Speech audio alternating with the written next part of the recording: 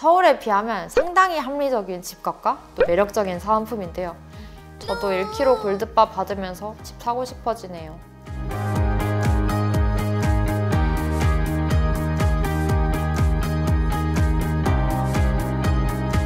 안녕하세요. 똑소리 나는 원자재 투자 옥지회입니다. 촬영일인 2023년 12월 금 선물 가격이 드디어 역대 최고치인 2152달러를 달성했습니다. 연준의 긴축 사이클이 끝났다는 전망이 짙어졌고 또 조기 인하 기대가 우세했기 때문인데요. 이런 상황 속에서 금 가격이 2500달러를 찍는다는 얘기도 있고 또 금 투자 관심이 다들 많으신 것 같아서 오늘은 금에 관한 이야기를 한번 준비해봤습니다. 춘절은 우리나라 설날에 해당하는 중국 최대 명절인데요. 내년에 첫 황금 연휴인 춘절을 앞두고 금 수요도 늘어날 것으로 기대가 되고 있습니다. 9일을 쉴 수 있는 사상 최장의 연휴가 되어서 기양 인구가 많아지기 때문인데요. 그렇다면 춘절에 금 수요가 늘어나는 이유가 무엇일까요? 춘절은 전통적으로 중국인들이 금을 가장 많이 사는 기간인데요. 중국에서는 보통 특별한 날에 가족들에게 금을 선물하는 경우가 많고 특히 새로 태어난 아기들한테는 작은 목걸이나 또 이렇게 팔찌 형태로 금을 주는 전통이 있다고 합니다. 요새 춘절의 또 특이점은 MZ세대 금 구매도 늘어나고 있다는 점인데요. 사실 한국도 젊은 사람들은 금반지나 또 금목걸이를 잘 안 하니까 중국도 그럴 줄 알았거든요. 근데 중국의 이 MZ세대가 2022년 금 장신구 구매자의 무려 20%를 차지했다는 CCTV 파이낸스 보고서를 보고 정말 깜짝 놀랐습니다. 21년 MZ세대의 금 장신구 구매 비중이 전체 한 10% 수준인 거에 비하면 거의 2배 늘어난 것이죠. 중국의 그 금은방 직원분들도 22년 춘절 연휴 기간 매출이 젊은 고객들 때문에 전년 동기 대비 거의 60% 증가했다고 언급하기도 했는데요. 그 이유가 뭘까 봤더니 이 금에는 가치 보존 기능이 있기 때문이었습니다. 그러니까 요새 중국인들은 단순히 금이 뭐 예뻐서 사는 게 아니라 가치를 저장하는 수단이 되기 때문에 사는 것이었습니다. 보통 다이아몬드 반지는 나중에 팔 때 그 살 때 가격의 거의 절반 정도만 받을 수 있다고 하는데요. 그에 반해서 금은 팔 때도 시세가 있으니까 시세에 따라서 가격을 받기 때문에 가치가 보존된다는 큰 장점이 있습니다. 이런 이유 때문에 중국 MZ 사이에서는 다이아보다는 금 주얼리를 더 선호하고 또 미학적인 부분보다는 무게를 따지는 그런 실리적인 트렌드가 생겨난 것 같습니다. 이어서 중국인들의 금 투자 수요에 대해 한번 알아보겠습니다. 원래 중국의 금의 주요 소비층은 40, 50대 중년 여성분들이었는데요. 최근에는 20, 30대 여성이 주 소비층이 되었습니다. 중국 주얼리 업체가 발표한 설문조사에 따르면 18세에서 40세 사이의 소비자 중에 거의 70%가 이제 순금 주얼리를 구매할 의향이 있다고 답했다는데요. 전통적으로 중국 금시장에서 이제 큰 손들은 나이가 많지만 이제 젊은 층이 금 주얼리를 구매하기 시작하는 것입니다. 그래서 자금이 부족한 중국 젊은이들 사이에서는 70달러, 그러니까 한국 돈으로 84,000원 정도에 구입할 수 있는 1g 정도의 작은 금이나 금콩도 인기라고 합니다. 그 이유는 앞서 언급했듯이 최근에 중국인들은 금의 장신구로서의 활용도는 물론 재산 불리기로서의 가치도 높게 평가하고 있기 때문입니다. 중국 부동산 시장이 최근에 침체에서 벗어나지 못하고 있고 또 뭐 주식이나 위안화도 약세이고 그리고 은행 금리도 낮으면서 금을 구매하는 사람들의 연령대도 점점 떨어질 것으로 보입니다. 중국의 성장 회복이 지연되고 또 불확실성이 커지면서 안전자산인 금에 대한 중국의 수요는 계속 높아지는 것입니다. 또 소득도, 부동산도, 주식시장도 그다지 상승하지 못하는 환경에서 금은 유니콘과 같은 존재로 보이기 때문입니다.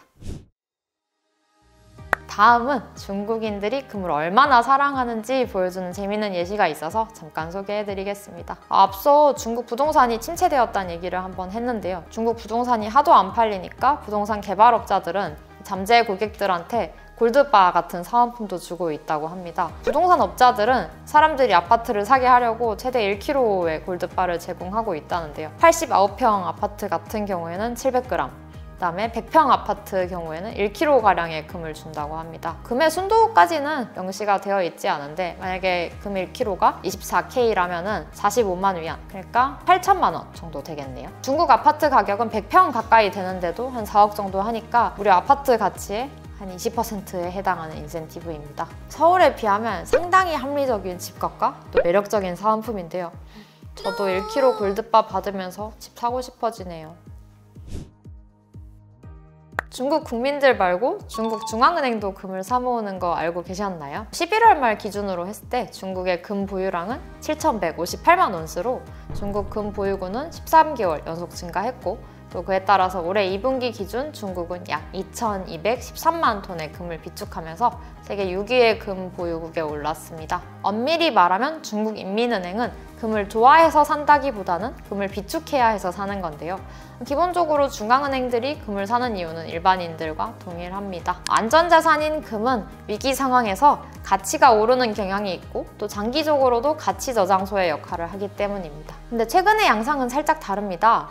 2023년 중국 중앙은행이 금 비축을 다량 진행한 것은 미국 장기금리 상승 전망에 대비했다는 분석입니다. 원래 중국 중앙은행은 미국 국채를 다량 보유하는 편인데요. 미국 장기금리가 점점 올라가면서, 그러니까 미국 국채 가격이 떨어지면서 미국 국채 비중을 축소하는 한편 안전자산인 금 비중 확대에 나선 것입니다. 또한 중국 중앙은행의 외환 보유고 자산 다원화 측면에서도 금 매입 매력이 커지고 있다고 볼 수 있습니다. 중국 정부는 탈달러를 굉장히 오래 했는데도 불구하고 여전히 외화 포트폴리오와 그다음에 상당 부분을 달러 자산으로 보유하고 있기 때문입니다. 그래서 포트폴리오 다각화를 위해서 좋은 옵션이 금이었던 것입니다. 미국의 금융 영향력에서 벗어나고자 하는 중국이 이 달러 패권에 대한 저항의 일환으로 금을 사모았다고 생각하시면 되겠습니다. 그에 따라서 국제무역 결제에서 이 비달러, 그러니까 즉 위안화 비중이 커지고 있는 가운데 중국은 금 비축량을 늘려서 위안화 환율을 어느 정도 방어할 수 있게 되었고, 또 달러 무기화에 대응해서 외환 보유액의 안정성을 유지할 수 있게 되었습니다. 그래서 앞으로도 인민은행은 금 보유량을 더욱 늘려갈 것으로 보입니다.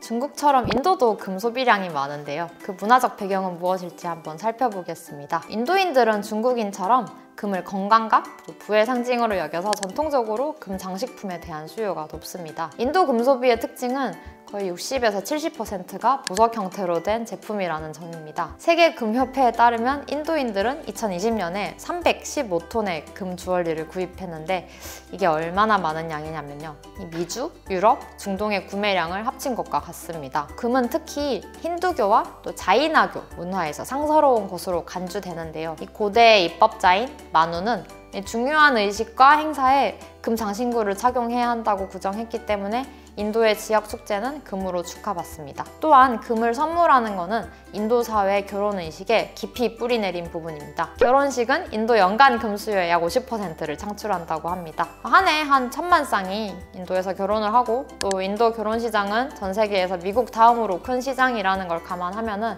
인도 금 소비는 정말 어마어마하다는 것을 알 수 있습니다. 인도인들은 생애 수입 중에 거의 20% 이상을 결혼에 쓸 만큼 결혼은 인도인에게 정말 큰 의미를 가진다고 할 수 있겠습니다. 인도에서는 힌두교의 신성한 날이 몰려있는 연말과 연초가 웨딩 시즌인데요. 특히 9월부터 2월까지인 서늘한 웨딩 시즌에 금이 가장 많이 팔린다고 하네요. 이런 가운데 2016년 모디 인도 총리가 화폐 개혁을 단행하면서 금은 중국처럼 자산 가치를 지키는 수단으로도 더욱 각광받게 되었습니다. 또한 인도는 금 보유량을 빠르게 늘리는 국가 중 하나이기도 합니다. 인도 중앙은행의 금 보유량은 2001년 대비 거의 3배 증가했다고 하네요. 이는 변동성이 큰 인도 루피화의 위험을 해지하고 또 미중 갈등의 수혜로 경제적 입지가 커진 만큼 보유 자산을 다각화하려는 차원으로 분석됩니다. 지금까지 춘절에 금 수요가 늘어나는 이유를 중심으로 중국과 인도의 금 문화를 살펴봤습니다. 이 두 국가의 과거와 현재 금 트렌드를 살펴보니까 금에 대한 이해가 조금 더 빨라지는 것 같네요. 앞으로도 오늘처럼 재밌는 원자재 이야기로 찾아뵙겠습니다. 감사합니다.